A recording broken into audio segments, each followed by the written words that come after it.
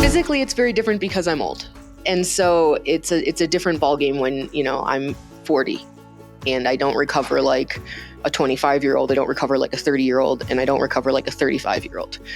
I do the training program, and it's just, there's a bit more thought that has to go into it, in terms of my recovery. That's the biggest issue, is like I don't recover as fast. Welcome to The Other 3 Years, a show for anyone who has an Olympic-sized dream they want to turn into a reality.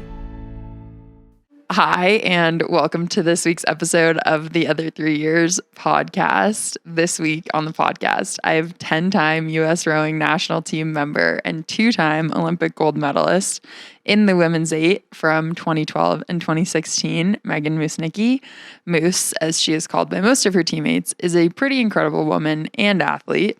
She's currently training to try to qualify for her 4th Olympic team, and honestly, she's just such a boss. It's so cool to me and all of our teammates to get to train alongside her, and really motivational and inspirational, I think. I had a great time sitting down with Meg and chatting about her comeback for Paris and what has changed over her years on the team and what continues to motivate her. We've talked about how her other 3 years has changed over the past Olympic cycles, and especially this cycle. It was just a really great conversation. I think everyone will really enjoy it.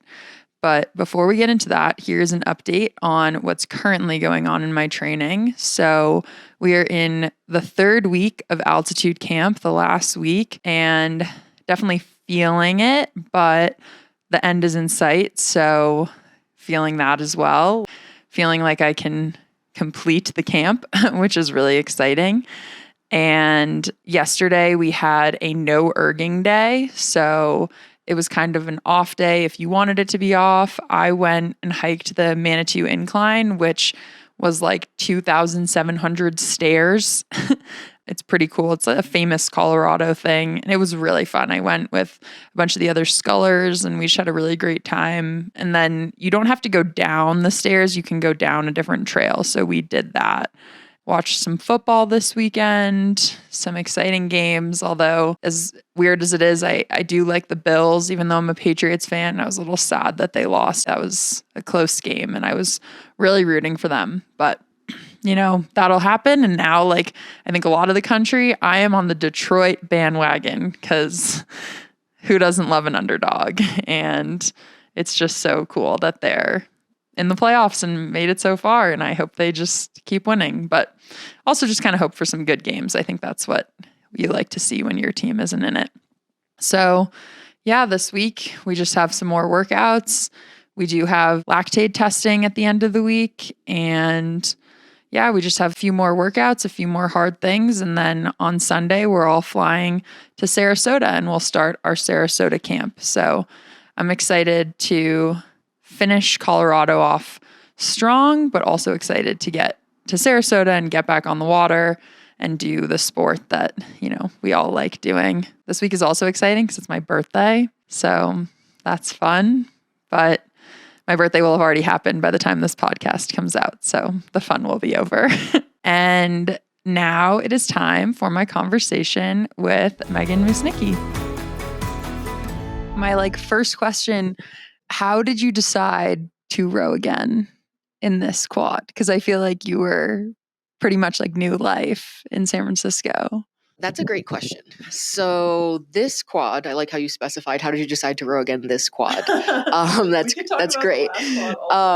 It kind of happened a bit organically, I would say. I got married right after Tokyo in September of 2021.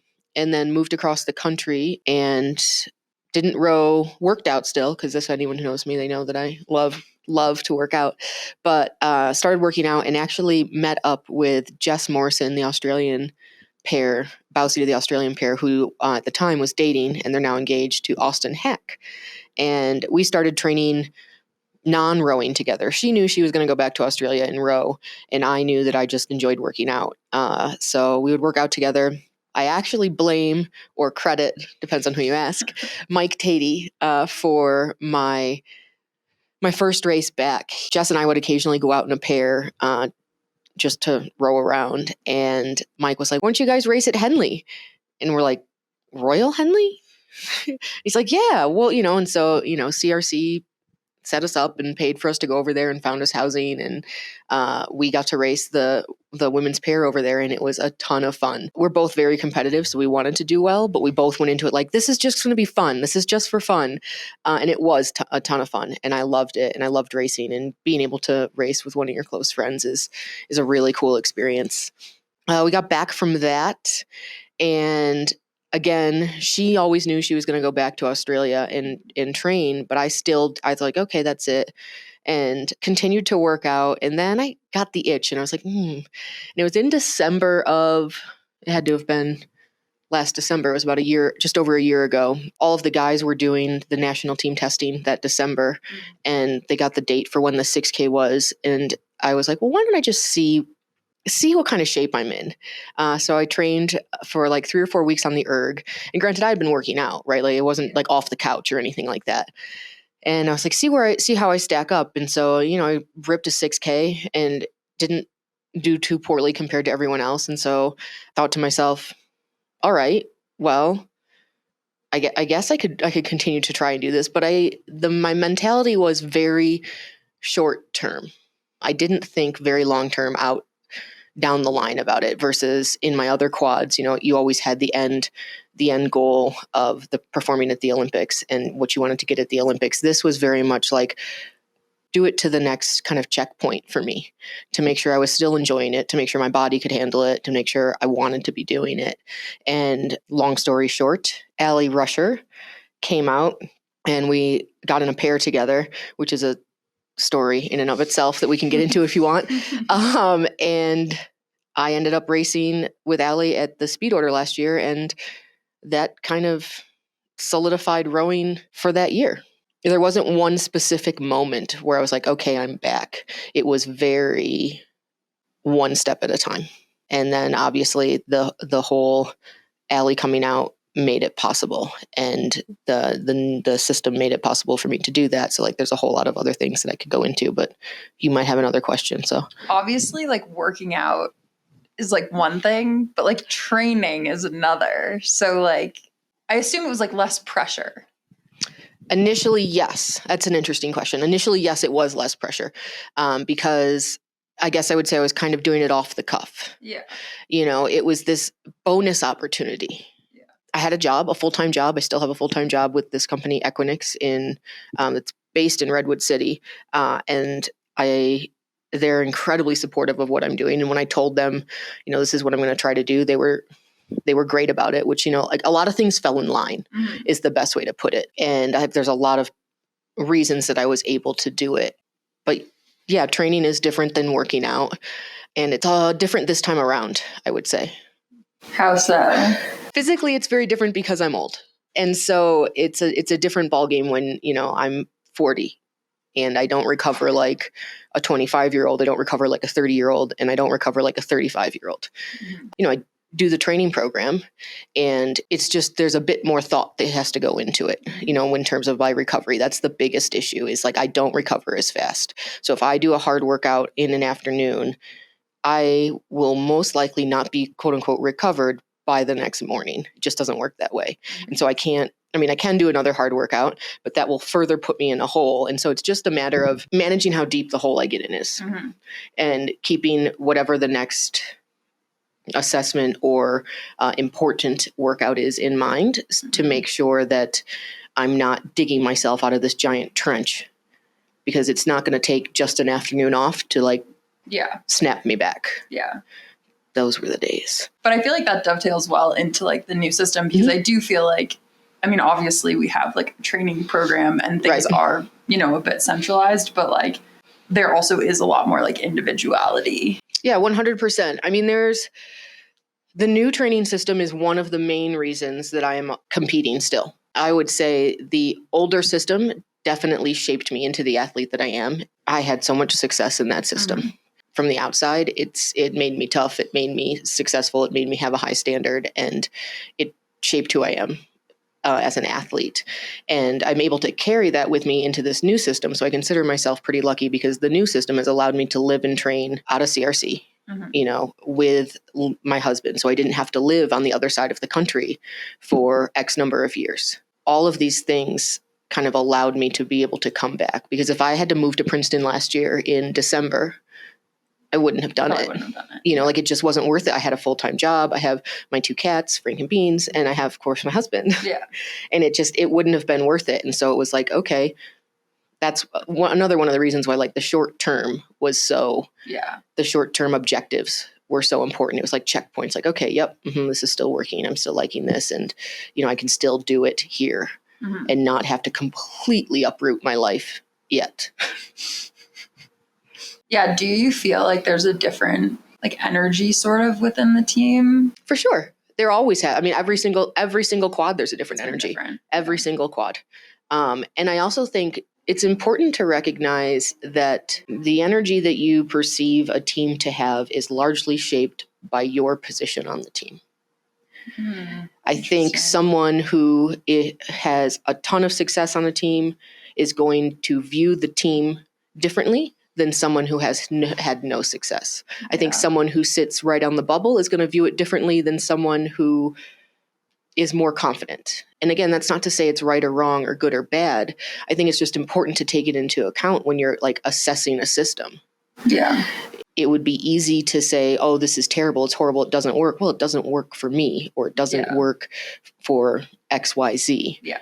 It's not, there is no one program or one system that works for everyone. That's not the way sport works. Yeah. That's not the way elite sport works. Yeah. No, that's true.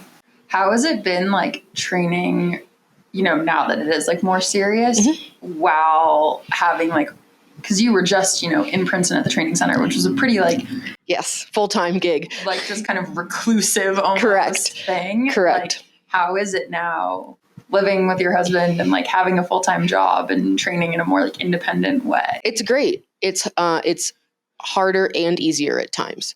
There are many times where I'm so exhausted, I want nothing more than to just lay in my bed all day and not do any work. It's like, oh my God, do I really have to go do work right now? It's a nice distraction, I would say. So you're not totally consumed by rowing 24/7.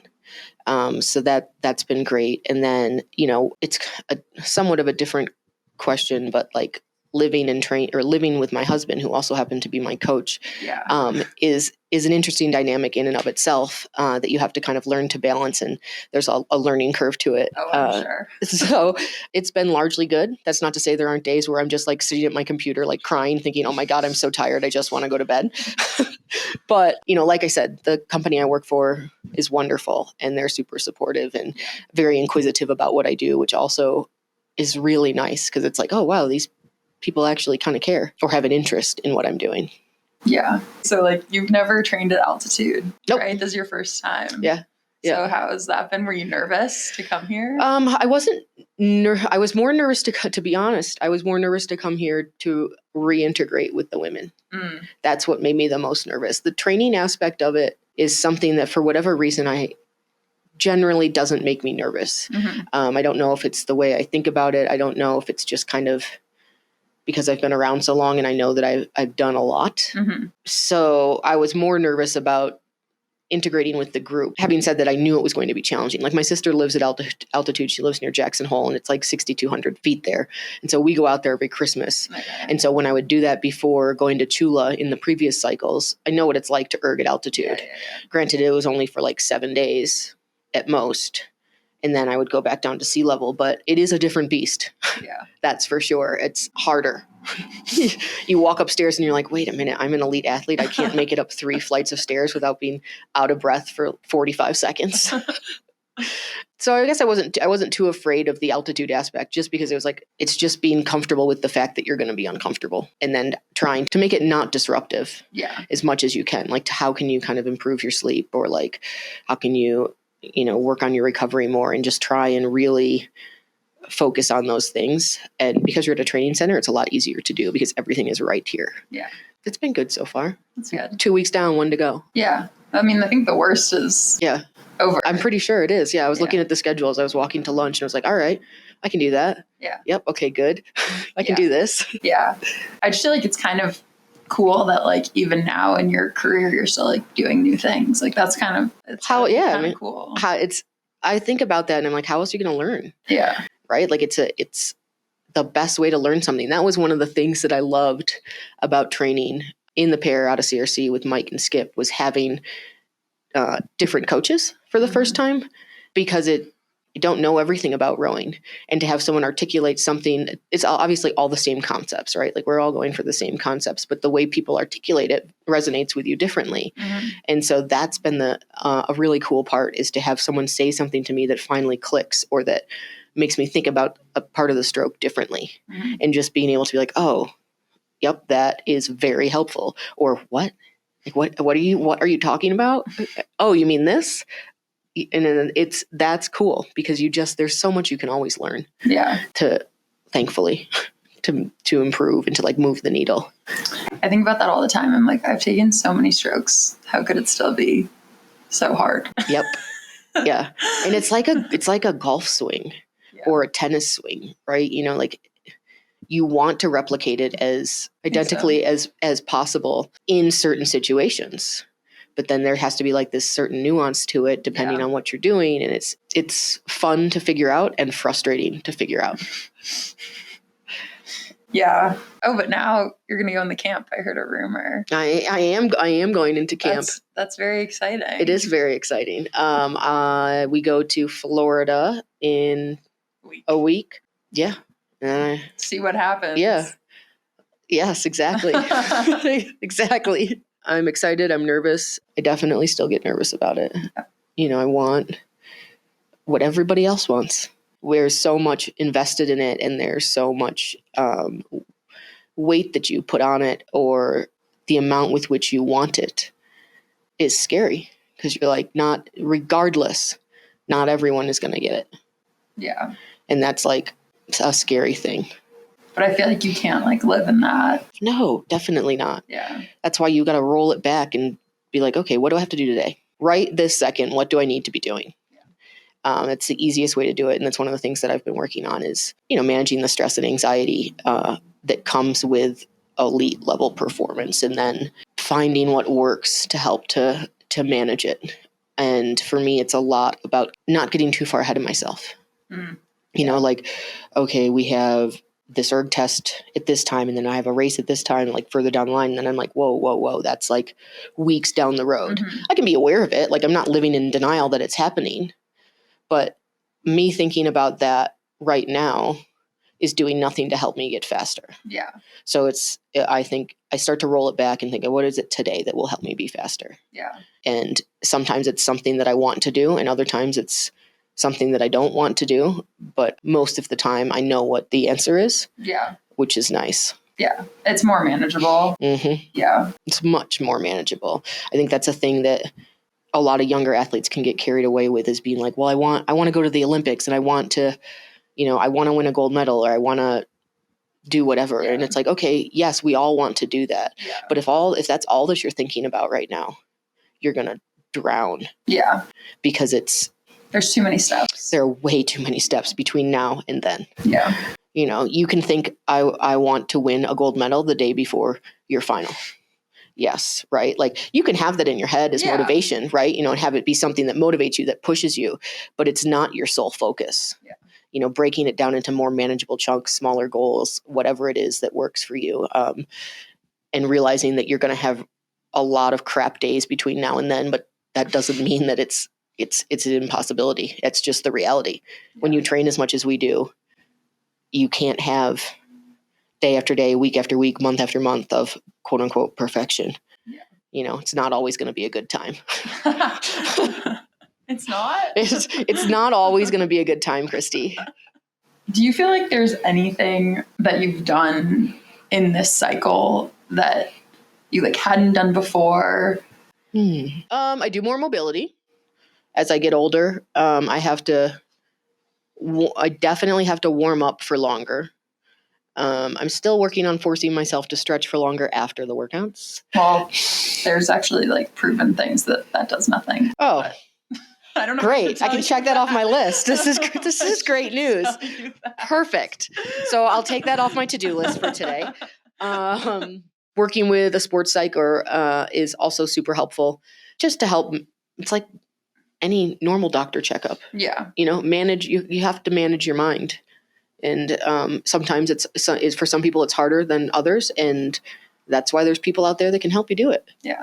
And it's always nice to have someone that you can kind of basically unload on. Yeah. And it's not, you have girlfriends or boyfriends or family members or whatever, but this is an objective third party that has nothing really invested in what you're doing and has kind of a detachment from you. And it's a great resource. To answer your question, the biggest thing that I've had to do differently is the volume of training that I do. I was always one of those athletes that did more, do more, pull harder, work harder. That will make you faster. Spoiler alert, doesn't work. The older you get, can kind of be detrimental. So that is hard for me, and managing the anxiety that comes with that, because that's the only way I knew how to be. And that was the way that I did it. And that was the way that brought me success. And so I'm trusting that, like, okay, you're at a different stage in your career. What you need to be successful is different than what you needed 5, 10, 12 years ago. But that's scary, because if if you're like, well, I know this works for me, rather, like, not for everyone, but I know this works for me, and having to step away from it. Yeah. And kind of really embrace that, for me, more is not always better. Yeah. Has been really challenging. And that kind of, is also a deeply rooted psychological belief, obviously, that requires talking to someone about. Yeah, that makes sense. I feel like it's interesting. Like, I also very much subscribe to, like, I can do more. Like, I can, like that's how I, like, build confidence in myself. I too feel like I have, like, things to prove that it's, like, works. Yeah.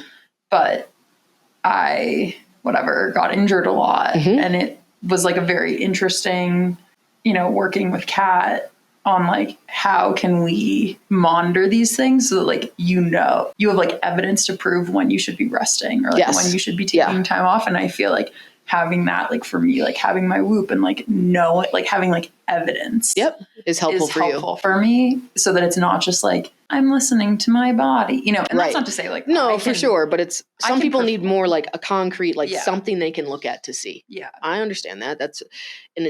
Look, everybody knows that there's tons of evidence out there. The way you build fitness is through continual training. Yeah. Right. So if you're training really hard and then getting injured for 3 weeks, and then training really hard and then you're injured it does nothing. Then if you're like, okay, well, maybe I should, like, back off, but it allows me to train for a full year, or whatever it may be, at a time, without major interruptions to the cycle. That's going to be far more beneficial than if you're just, like, 120% for 4 weeks or for 3 months. Yeah. And then, like, you've pushed yourself over the edge, you break, and you have to take a week off, 3 weeks off, or however long that it is, and you've interrupted it, and it's like, oh, then you start back over. Yeah. It's like, okay, learn from those things. Yeah.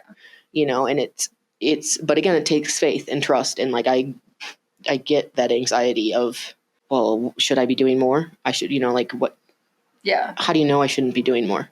Circling back to something you said, it also, one of the things I worked on, or continue to work on, is being happy with something when it goes well, and not immediately being like, okay, but it should have been better. Right? Like, giving myself, even if it's, like, 5 minutes, because I'm one of those people who will finish an erg test or whatever. And even if it's great, or, like, at the time, I'm like, yeah, that, like, when I put the handle down, I'm like, that was good. I can almost guarantee you that within 3 minutes, I'm thinking to myself, if I was a little bit tougher at this part, or if I did this, what if I did this, or, I didn't become such a baby in the middle, could I have gone? And then it's like, that's part of what makes me a good competitor, but it can also be very not beneficial. Yeah. Like, acknowledge what goes well, for sure. And, give your, don't sit in it for, like, oh yeah, like, that was amazing. I got this medal, like, I got this medal at a World Cup or whatever, and I don't need to do anything more. Okay, well, that's probably a little too long, right? Like, perhaps we should, but, be happy with that. Yeah. you said something to me the other day after one of our workouts about how you're like, oh, Moose, I saw you did a really great job on that workout or whatever. And you said something like it made me go faster, or like I was struggling and it made me go faster. And like, that's the kind of stuff that I love, because people do that to me all the time. Yeah. Like in terms of like, when I see them, I'm like, this person is making me faster. Yeah. That's why I like training like with this group. Like, you know, I like being here. Exactly. Yeah. And it you can feed off of it. Or you could just be like, oh, this person is pushing too hard, or like whatever, kind of put like this negative spin on it, versus being like, you know, everybody has workouts where they don't feel great. You see someone else and it kind of gives you a little bit of that, a slight more of a mental edge or whatever it is to push just a tiny bit more. And that's where you make improvements. Yeah. It's not the workouts where you like feel great and you're just wailing on it, or like you're like, wow, these numbers are amazing. I feel great. I'm about to PR. I'm crushing this. It's the ones where you're like, I don't know if I can do this. I don't think I can do this. Oh my God, this hurts. Like, I'm not in a great headspace, because let's be honest, the third 500 of a race, you're not in a great headspace. It doesn't feel, most of the time, it doesn't feel great. But for me, if I can recall moments where I was like that and I held on, that's what builds me, my confidence. That's where I'm like, yeah, you know, my teammates and I, we felt like garbage because we just did X number of weeks at altitude and we're doing X number of minutes. But like I saw or the one I was sitting next to or whatever, like dug into the well. Yeah. And so like, she's doing it. I can do it. I want to do it. Yeah. And that's cool. That's what it's like to be in a group, part of a team. And it builds confidence. I feel like in yourself, but in other people, like I feel like, I mean, obviously I already like respected Sophia, like of course so much, but like watching her like do certain workouts and you're just like, holy cow. That's incredible. Yeah. Like, yes. Thank you for being in the same boat as me. Yes. I want to row with you. I want to line up with you. And it's just like, they're giving everything and like, you're giving everything because they're giving everything. And it's just like, I don't know. And regardless of like, even you probably saw Sophia before it and she may not have been feeling great or like whatever, but she still sits down, she shows up and she like does it. Yeah. You know, and maybe it's not the best that she's ever done on it every single time, but you know that she's like digging deep for it. And that does build a ton of confidence. And there is no feeling like sitting on the start line with your boat, whether it's one other person or 7 other people, and being like, I've seen each and every one of these women dig deep into a well. Yeah. And I know we're ready to just put our best foot out there and see what happens. Yeah. You have to believe in yourself, or else you're just going to question yourself the whole way down the course. And when it starts to hurt, you're going to listen. You're going to listen. It's true. Well, thank you so much. Well, thanks for asking me. I have a question for you, though. Please ask me my question. What is your favorite part about rowing the double? Well, I like the small boats because I like when you want to go, the boat will move. Like don't get me wrong. Like I think rowing with a lot of people is super fun. And a couple of years ago, I got to row on the 8 at Henley, which like we didn't do as well as I think everyone would have liked, but like it was a really fun experience getting to row in the 8. But like we're in the semi and we're losing, and I was like, we got to go. And I like went the way that I would go in a double. And we did not move. Nothing's happening. Yeah, it's a real thorn when that happens, isn't it? You're like, wait a minute. Which like isn't to say like it probably actually didn't help anything that I wasn't rowing with the rest of the boat. You know, it's fine. It's fine. It was last like 300 meters. But like we were talking about in the 2-person boats, like it's just such a unique relationship, and like I feel really lucky rowing with Sophia's probably no, disregard to anybody else. Of course, like one of the best like athletes I've ever encountered. Yeah. Well, thank you so much. Oh, you're welcome. This was so fun. Oh, you're welcome. So thanks for listening, and thank you so much to Moose for coming on the podcast and sharing so much. I had a really great time learning from her and feel lucky I could share the conversation with everyone. So to leave everyone this week, I'm sharing a quote from my quotes folder from Billie Jean King, and it's a good one, I think. So Billie Jean King says, reputation is what others think about you. What's far more important is character, because it's what you think about yourself. So thanks for listening. See you next week.